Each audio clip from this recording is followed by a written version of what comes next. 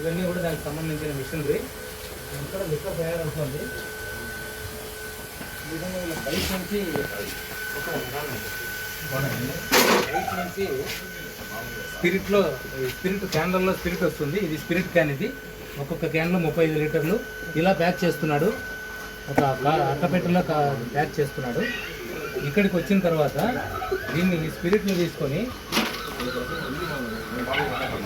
ఇది ఒక steel tank. ఇది ఈ స్టీల్ ట్యాంక్లోకి ఈ స్పిరిట్ని పంపించిన తర్వాత దానికి కావాలి ఎంత క్వాంటిటీ వాటర్ అవసరమవుతుందో ఆ వాటర్ను బయట ఉన్నటువంటి ఇందాక మీకు చూపించినటువంటి ప్లాంట్ నుంచి డైరెక్ట్గా మోటార్ ద్వారా పంపు చేయడం జరుగుతుంది. ఎన్ని లీటర్లు ఉంటే అన్ని లీటర్లు. ఈ పంపు చేయడానికి కావాల్సినటువంటి మోటార్ ఇది. పంపు చేసిన తర్వాత ఈ మోటార్తో మొత్తం అంతా కూడా బ్లెండ్ చేస్తాడు, అంటే కలుపుతాడు మోటార్ ద్వారా, మాన్యువల్గా కాకుండా. పంపిన తర్వాత ఈ రెండు మీరు పైపులు కనుక ఒకటి